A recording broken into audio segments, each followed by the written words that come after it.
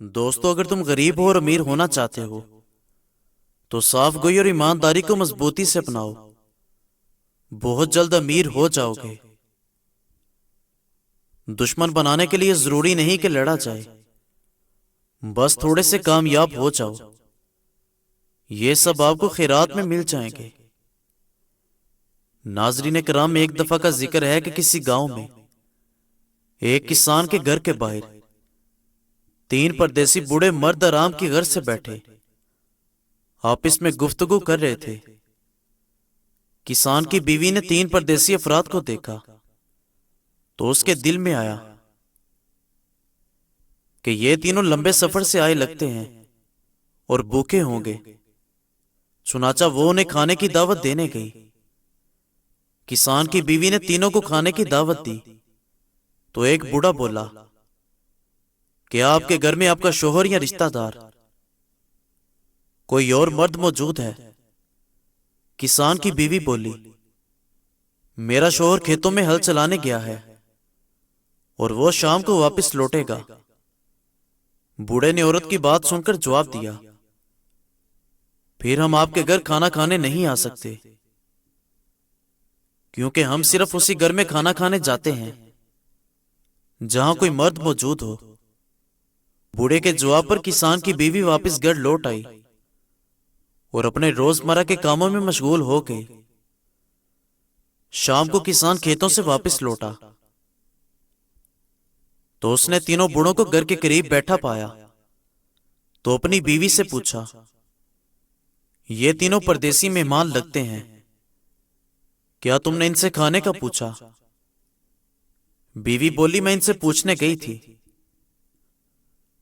مگر یہ تینوں کسی ایسے گھر میں کھانا نہیں کھاتے جہاں کوئی مرد موجود نہ ہو۔ یہ سن کر کسان بولا، تم ان کو دوبارہ دعوت دو اور بتاؤ کہ میرا شوہر واپس لوٹ آیا ہے۔ کسان کی بیوی دوبارہ تینوں کے پاس گئی اور بولی کہ گھر میں میرا شوہر لوٹ آیا ہے، اب آپ تشریف لے آئیں اور کھانے پر ہمارے مہمان بنے، اس سے ہمیں بہت خوشی ہوگی۔ کسان کی بیوی کی یہ بات سن کر بوڑھا بولا، ہم تینوں اکٹھے تمہارے گھر کھانا کھانے نہیں آ سکتے، تمہیں چاہیے ہم تینوں میں سے کسی ایک کو اپنے ساتھ لے جاؤ اور کھانا کھلا دو۔ کسان کی بیوی بوڑھے کے عجیب جواب کو سن کر بولی، آپ تینوں اکٹھے تشریف کیوں نہیں لاتے؟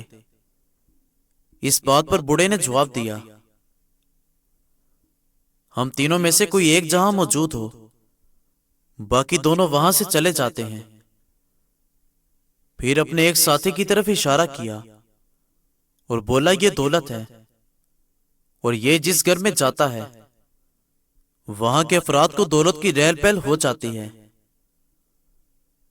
پھر دوسرے ساتھی کی طرف اشارہ کر کے بولا، یہ فتح ہے اور یہ جس گھر میں جائے اس گھر کے افراد ہر میدان میں کامیاب ہو جاتے ہیں۔ پھر بولا، میں محبت ہوں، میں جہاں چلا جاؤں وہاں کے مکینوں کے دل محبت سے لبریز ہو جاتے ہیں، اس لیے تم گھر جاؤ اور مشورہ کرو کہ تمہیں ہم میں سے کس کی ضرورت ہے۔ کسان کی بیوی گھر لوٹی اور کسان کو بوڑھوں کے جواب سے آگاہ کیا اور بولی، ہمیں چاہیے کہ ہم دولت کو اپنے گھر کھانے پر مدعو کریں تاکہ ہماری پیسے کی مشکلات حل ہو جائیں۔ یہ سن کر کسان بولا، ہمیں پیسے سے زیادہ کامیابی کی ضرورت ہے، اس لیے ہمیں فتح کو اپنے گھر بلانا چاہیے۔ کسان کی بیٹی جو قریب بیٹھی دونوں کی گفتگو سن رہی تھی بولی، اگر ہم محبت کو اپنے گھر بلائیں تو وہ ہمارے دلوں میں اتنا اطمینان بھر دے گی کہ ہمیں دولت اور کامیابی کی پرواہ نہیں رہے گی۔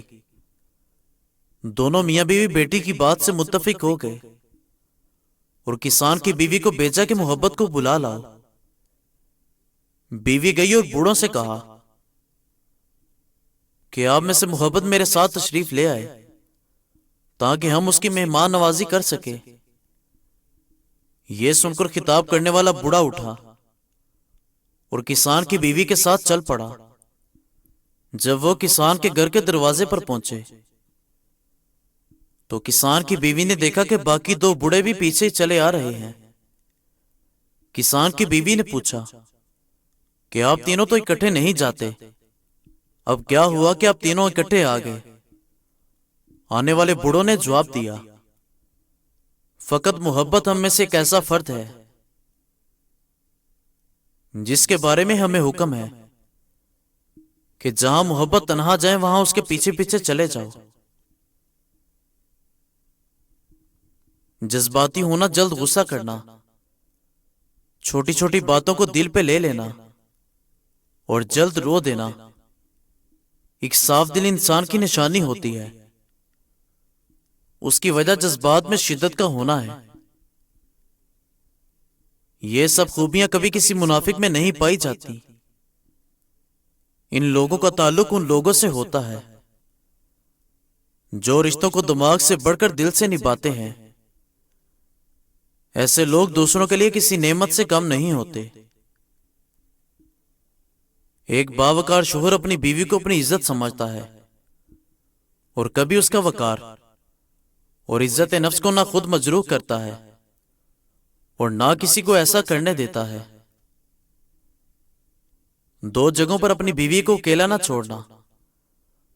نمبر 1، بیماری کے حالت کے اندر اپنی بیوی کو اکیلا نہ چھوڑنا، کیونکہ وہاں اسے اپنے شوہر کی سب سے زیادہ ضرورت ہوتی ہے۔